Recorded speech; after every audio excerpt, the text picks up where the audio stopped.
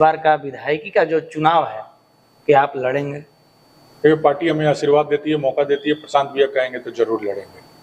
मतलब पूरा मूड में है कि अब की बार चुनाव लड़ा हम लोग जाए। तैयारी कर रहे हैं। राज्य जो है वो विकल्प है या फिर बिहारियों की जरूरत? नीतीश सरकार हर पैमाने पर फेल है। यहाँ पर भ्रष्टाचार चरम सीमा पे है, जनता त्रस्त है, उनको तंग किया जा रहा है, परेशान किया जा रहा है, बाहर जा रहे हैं तो वहाँ अपमानित हो रहे हैं। तो इसी कारणों के कारण एक उबाल पैदा हो रखा है जनता के बीच में कि इस बार हम सरकार बदलेंगे। शिक्षित होना चाहिए कि नहीं?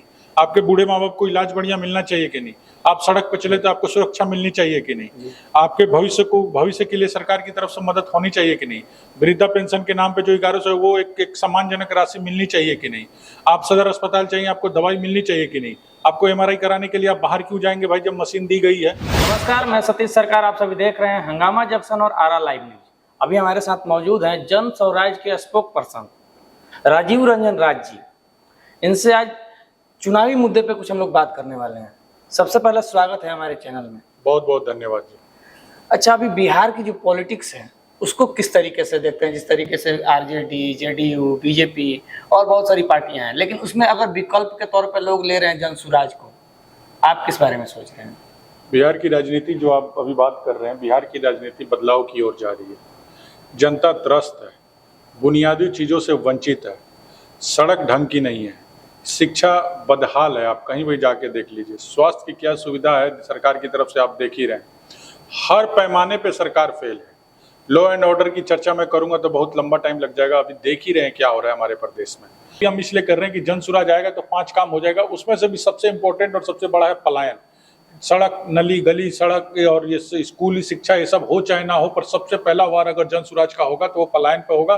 कोई भी बच्चा 10 से 15 हज़ार की नौकरी के लिए जबरदस्ती ट्रेन में भेड़ बकरियों की तरह लद के बाहर नहीं जाएगा। उसकी नीतीश सरकार हर पैमाने पर फेल है। यहाँ पर भ्रष्टाचार चरम सीमा पे है, जनता त्रस्त है, उनको तंग किया जा रहा है, परेशान किया जा रहा है, बाहर जा रहे हैं तो वहाँ अपमानित हो रहे हैं। तो इसी कारणों के कारण एक उबाल पैदा हो रखा है जनता के बीच में कि इस बार हम सरकार बदलेंगे और एक नई विकल्प और नए विकल्प को और नए राजनीतिक विकल्प को चुन के जो जन सुराज है अभी के समय में हमारे बिहार में, उसको एक मौका देंगे।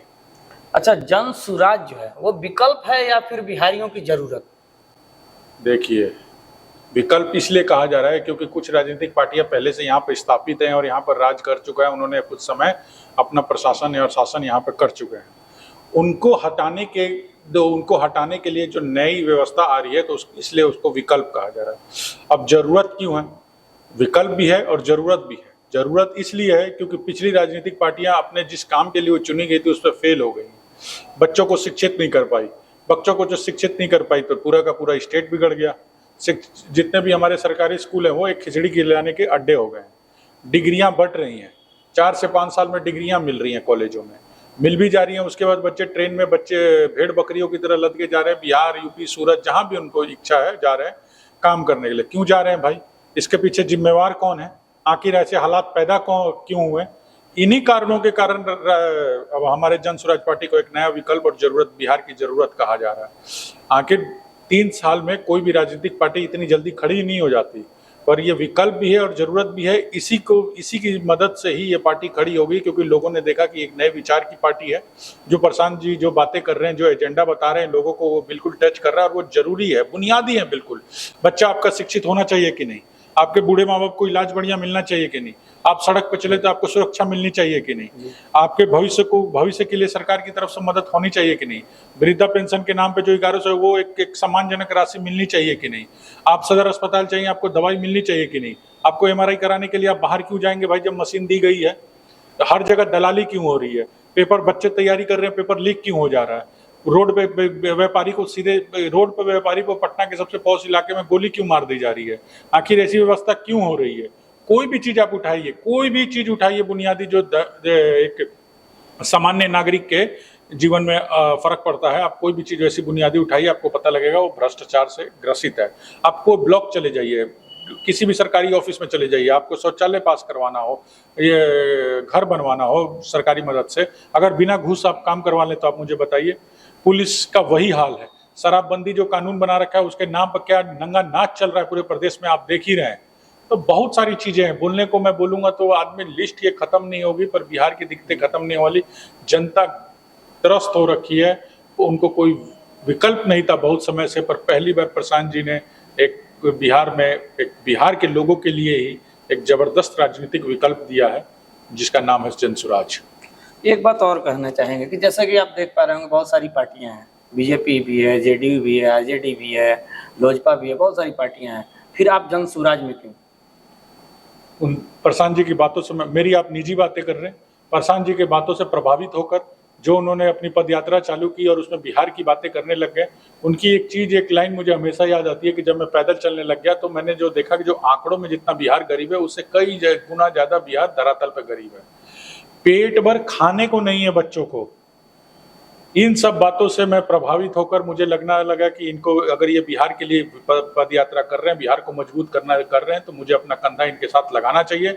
और युवा होने के कारण, शिक्षित होने के कारण, सक्षम होने के कारण मुझे लगा कि हम जैसे युवाओं को, मजबूत लोगों को जनसुराज से जुड़ के प्रशांत भैया के हाथों को मजबूत करना चाहिए ताकि बिहार का बदलाव हो सके। हर लोग आते हैं, जैसे कि हर पार्टी से लोग आते हैं, भाषण भी चलता है, सभा भी लगती है, सभी के भाषणों में इस तरीके के वादे किए जाते हैं, शिक्षा हो, चाहे रोजगार की बातें हो या फिर पलायन रोकने की बातें हो, सब कोई करता है। तो लोग प्रशांत किशोर जी पे विश्वास क्यों करें? सब बहुत ही अच्छा सवाल किया इन्होंने।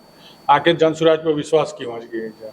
आपको मैं एक बात बता रहा हूँ, प्रशांत भैया की ही बात बता रहा हूँ इसमें। मैं वही जो ये सवाल प्रशांत भैया से भी मीडिया गण के लोग करते हैं, वो भी जो जवाब देते हैं, ठीक मैं वही दोहरा रहा हूँ आपको। जो बाकी पार्टियां हैं उनको आप देख चुके हैं, वो इस मुद्दे पर बिल्कुल ही फेल हो चुकी है, कुछ नहीं करके दिया।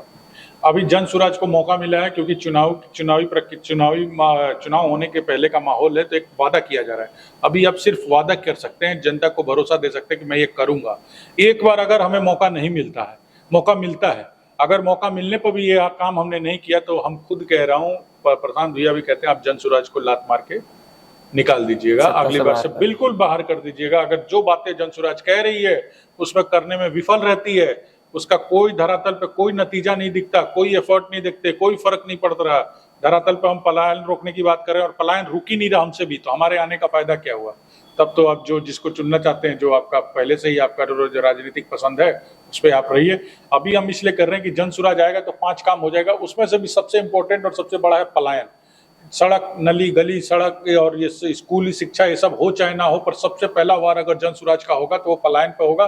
कोई भी बच्चा 10 से 15 हज़ार की नौकरी के लिए जबरदस्ती ट्रेन में भेड़ बकरियों की तरह लद के बाहर नहीं जाएगा, उसकी व्यवस्था यहीं की जाएगी। अगर हम ये करने में विफल होते हैं तो 2030 में आप बिल्कुल हमें सिरे से नकार दीजिएगा। जैसे कि शहर की सफाई का जो समय है, जैसे कि हम लोग निकलते हैं कभी कभी बाइक से, तो देखते हैं कि शहर साफ का काम जो है 12 बजे चल रहा है, कभी 1 बजे चल रहा है, मतलब कोई टाइम टेबल नहीं है। तो इस पे आपने कभी गौर किया है कि नहीं? ये देखिए, कोई भी चीज़ होता है सिस्टमाइज तरीके से हो, जैसे कि यूनिवर्सल हो। बड़े शहरों में आप देखेंगे कि तो वहाँ पर फिक्स रहता है कि रात को सफाई होगी, तो लोगों को माइंड में सेट रहता है कि 9 से 12 बजे तक सफाई है, तो वो कोई भी गतिविधि उतने बजे तक करते नहीं है। दिल्ली शहर में आप देखिएगा कि 9 बजे, सुबह 6 बजे और शाम को 6 बजे पानी आ जाएगा, तो लोग अपना मोटर उसी वक्त चलाते हैं। ठीक है, तो एक चयनित तरीके से और एक ऑर्गेनाइज तरीके से आप काम करेंगे ना, तो जनता है उसको कम दुख होगा। क्योंकि अभी क्या है, बच्चा लोग पढ़ने जा रहा है, उस टाइम पे सफाई और झाड़ू लग रहा है, तब उधर से आ रहे हैं, ड्रेस गंदा है। ड्रेस बिल्कुल होगा। ड्रेस तो बहुत छोटी मोटी चीज़ है, जब झाड़ू लगेगा तो इतना धूल मिट्टी उड़ेगा, तो सब इनहेल करेगा, उसके शरीर के अंदर जाएगा। तो ये बुनियादी चीज़ है, ये डिसीजनल चीज़ है। ये ना कोई जो भी अभी पद पर बैठे, मैं उन लोगों से गुजारिश करूंगा तो इसको थोड़ा ऑर्गेनाइज कीजिए। और आपने बिल्कुल सही चीज़ कहा, ये कोई बड़ी चीज़ नहीं है, ये तुरंत की जा सकती है। कल अगर प्रशासन चाहे, कल भी जो लोग अथॉरिटी में बैठे हैं, अगर चाहे कल से ही लागू की जा सकती है। ये कोई बड़ी चीज़ नहीं है कि आप समय बांध दीजिए कि इतने से इतने बजे ही सफाई का काम होगा, और ये सारी चीज़ें प्रचलित कर दीजिए, सबको जानकारी में भी डाल दीजिए। और उन समय का सिलेक्शन ऐसा चूज कीजिए जब बच्चों का, वृद्ध लोगों का सड़क पे आना, रोड पे आना, मार्केट में आना कम होता हो। रात्रि में ये सब काम हो तो ज़्यादा बेहतर रहेगा, या अर्ली मॉर्निंग से पहले हो जाए तो ये ज़्यादा बेहतर रहेगा, क्योंकि शहर का संचालन भी आप बहुत बढ़िया से कर पाएंगे। एक बार दुकानें खुल जाएंगी, मार्केट खुल जाएंगे, उसके बीच में आप साफ सफाई कीजिएगा तो ये बड़ी दिक्कत करेगी। जाम की, स्वास्थ्य की, सबसे हर चीज की समस्या बनेगी। ठीक है, जहां पर आपको 10 मिनट लगना है वहां पर आपको 50 मिनट लगेगा। ये तो बुनियादी चीज है, पर ये बड़ा मुद्दा नहीं है। इसको तो आप जब चाहें तब सुलझा सकते हैं, क्योंकि ये प्रशासनिक चीज है। मुद्दा ये है कि गुड इंटेंशन, अच्छे नियत से काम क्यों नहीं Systematic हुआ, होना सिस्टमेटिक तरीके, शिक्षा व्यवस्था में क्यों बदलाव नहीं हुआ, स्वास्थ्य क्यों नहीं बदला, क्राइम कितना आरा में बढ़ा हुआ है। आरा मेरे को लगता है कि इसको क्राइम कैपिटल घोषित करना चाहिए बिहार का। इतना छोटा शहर होते हुए भी क्राइम इतना ज्यादा। इतना क्राइम ज्यादा और इतने कम उम्र के लड़के इसमें इन्वॉल्व हैं। इतने हर देखिए हर 5वें या 6ठे बच्चे के कमर पे आप 10,000 या 5,000 का कट्टा देखेंगे। ये हालात बने कैसे, इनको क्या ऐसा हुआ कि ऐसा हो गया? इसको कैसे दूर किया जा सकता है, ये बहुत बड़ा सवाल है। और प्रशासनिक विभाग के द्वारा भी कहा गया है, बहुत सारी बातें की गई हैं कि एक बार न्यूज में भी आया था कि ट्रेनिंग सेंटर बन गया है। देखिए अपराध जब भी बढ़ता है, आप ये लेके चलिए, अपराध जब भी बढ़ेगा जब बच्चों के पास जो नवयुवक हैं, जो जिनके ऊपर नई नई घर की जिम्मेदारियां आती हैं, उनके पास रोजगार नहीं होगा। आप रोजगार पैदा कीजिए, आप रोजगार पैदा करेंगे तो ये धीरे धीरे अपने आप ही गायब हो जाएगा। किसी भी बच्चे को अगर रोजगार नहीं मिलेगा और उसके घर पे वो दिखते देखेगा जाएगा, उसकी माँ तकलीफ में उसको कुछ भी करने को तैयार हो जाएगा, चोरी करेगा, चकारी करेगा, उसमें मर्डर हो जाएगा। चोरी से शुरुआत होगी, चोरी को लगेगा उसे ये तो कर ही ले रहा हूँ, एक कदम और आगे बढ़ाया जाए। एक भोजपुरी में कहावत भी है, हीरा चोरी खीरा चोर बनता है, खीरा चोरी हीरा चोर बनता है। वैसे ही होता है, मतलब छोटा क्राइम पहले करेगा, चोरी वारी करेगा, कोई भी चीज आप 10 फ्लोर की बिल्डिंग बनाने जाएंगे तो पहले दिन थोड़े बना लेंगे, पहले दिन तो एक ढलाई, वो जमीन खोदाएगा, छोटा ही काम होगा।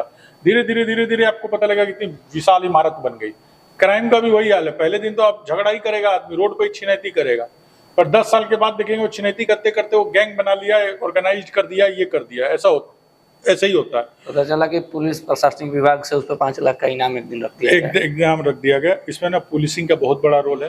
पुलिस इन चीजों, इन चेहरों को, इन लोगों को चिन्हित करे जो धीरे धीरे इन क्राइम फील्ड में ग्रो कर रहे हैं, और उसके लिए कुछ ऐसी चीजें लेके आए जो डिटेरेंट है।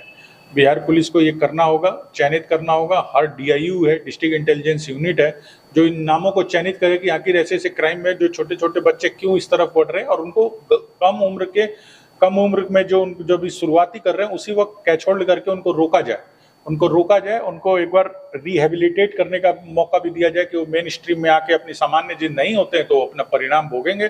पर आप किसी को बख्शे ना, क्योंकि समाज के कानून व्यवस्था के ऊपर कोई नहीं है, सबसे ऊपर समाज की कानून व्यवस्था। कोई भी इंसान जब अपने घर से निकले और कोई भी बहू बेटी घर से बाहर निकले तो सुरक्षित रहे, ये सबसे पहली प्राथमिकता जन सुराज की भी रहेगी। आरा शहर में जन सुराज की तरफ से आप लगातार जनसंपर्क भी कर रहे हैं, हर सभा में जा भी रहे हैं। आरा से केवल आप ही एक्टिव हैं, क्या इस बार का विधायकी का जो चुनाव है कि आप लड़ेंगे? ये पार्टी हमें आशीर्वाद देती है, मौका देती है, प्रशांत भैया कहेंगे तो जरूर लड़ेंगे। मतलब पूरा मूड में है कि अब की बार चुनाव लड़ा हम लोग जाए। तैयारी कर रहे हैं, बशर्ते प्रशांत भैया का आशीर्वाद मिले तो हम लोग जरूर लड़ेंगे। अच्छा, आरा शहर के बारे में जो भी आरा के लोग भी हैं, उनको किस तरीके का भी परेशानियां चल रही हैं? जैसे बिजली आपने बता दिया, बिजली नहीं, जैसे कि आपने नाली का बता दिया, साफ सफाई को लेकर बता दिया। शिक्षा और स्वास्थ्य का क्या हाल है यहाँ का? शिक्षा मैंने आपको बताया, आप कोई भी चलिए मेरे साथ, अभी सरकारी स्कूल खिचड़ी और अंडा बांटने का अड्डा बन गया। एक भी शिक्षा संस्थान, जितने भी स्कूल है, कहीं भी पढ़ाई हो नहीं रही है। अब पढ़ाई ना होने का ही नतीजा ये है कि सारी चीजें, बुनियादी चीजें ध्वस्त हो जा रही हैं, ना इंडस्ट्रियलाइजेशन हो रहा है। कोई बच्चा पढ़ेगा, लायक बनेगा तब तो यहाँ कुछ करेगा। उसको यहाँ पढ़ाई नहीं हो रही हो तो बस जनरल एक ट्रेनिंग हो जा रही है कि पढ़ लिया, डिग्री हाथ में मिल गई, चलो अब नौकरी करे, बाहर निकल जाओ। शिक्षा व्यवस्था को अगर कोई काम करने जा रहे हैं तो प्रशांत भैया करने जा रहे हैं। विश्व स्तरीय शिक्षा 15 साल के बच्चों तक का, ये एक अपने आप में ही क्रांतिकारी कदम है। अब फिर भी आपको सरकारी व्यवस्था में जो विश्वास नहीं हो रहा गार्जियन होने के कारण कि मेरा बच्चा यहाँ नहीं पढ़ेगा, तो आपके लिए आप किसी भी प्राइवेट स्कूल में पढ़ाइए, फीस सरकार बढ़ेगी। पूरे राज्य की बात नहीं कर रहा हूँ, हर जिले में एक टॉप मोस्ट स्कूल होना चाहिए जिसमें लोगों की प्रेरणा हो कि मेरा बच्चा इसमें पढ़े।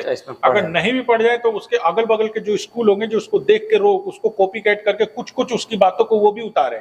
तो हर जिले में एक 38 स्कूल खोलना सरकार के लिए कोई बड़ी बात नहीं है। 38 जिले हैं तो 38 जिलों में एक रोल मॉडल नेत्रहाट टाइप का आप स्कूल खोल देंगे ना, आपके जिले के एजुकेशन सिस्टम ही बदल जाएगा। क्योंकि अगर आप सक्सेस कर गए, वो स्कूल सक्सेस कर गया, तो आपसे सभी लोग सीख लेंगे। विश्व स्तरीय शिक्षा आपको प्राइवेट स्कूलों में पढ़ाना वो अलग बात है, और सरकार की तरफ से एक रोल मॉडल स्कूल भी खोले जाएंगे। वो नेत्रहाट टाइप का भी हो सकता है, केंद्रीय विद्यालय, ये समय की बात रहेगी, पर हर जिले में स्कूल खुलेगा। अभी क्या कहते हैं, तेजस्वी जी यूनिवर्सिटी बैठाने की बात कर रहे थे। आप पहले स्कूल तो सुधारिए, यूनिवर्सिटी में पहुंचेगा कौन?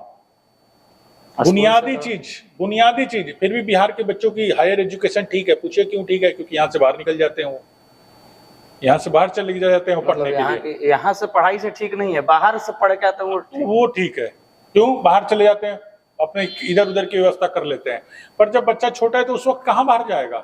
तब तो अपने घर के बगल में ही पढ़ेगा। वही बुनियादी, वो बिल्कुल बेसिक है, उसको आप उस वक्त शिक्षा दीजिए। वही है, बच्चा है वो, समझ, मैं एक बात बता रहा हूँ, बच्चा है उसको अभी पोलियो की दवाई की जरूरत है, वो थोड़ी अभी बॉडी बिल्डिंग करने लग जाएगा। बॉडी बिल्डिंग का टाइम आएगा जब 18 साल का होगा तब करेगा हायर एजुकेशन। वो समय है, बहुत सारे ऑप्शन मिलेंगे उसे। पर जो पोलियो की दवाई तो अपनी गली में ही खाएगा, उसके लिए तो बाहर नहीं जाएगा। एक छोटी सी पोलियो की दवा वो तो अपने आदमी जो अगल बगल के वातावरण में जो चल रहा है उसी से होता है। ये है चीजें। तो अभी आप सुन रहे थे राजीव रंजन राज जी को। सबसे पहले मैं बता दूं कि राजीव रंजन राज जी जो जन सुराज के प्रवक्ता हैं और साथ ही साथ पेशे से वकील भी हैं। तो विचारधारा जो है प्रशांत किशोर जी की, जो कि जन सुराज के सूत्रधार हैं, आप लोग किस तरीके से देखते हैं एक बार कमेंट सेक्शन में जरूर बताइए। क्योंकि तीसरा विकल्प के तौर पे अगर खड़ा होने की लोग बातें कर रहे थे तो वो जन सुराज को लोग देख रहे हैं। बाकी कमेंट सेक्शन में आप लोग जरूर बताइएगा। मिलेंगे अगले वीडियो के साथ, तब तक के लिए बहुत बहुत धन्यवाद।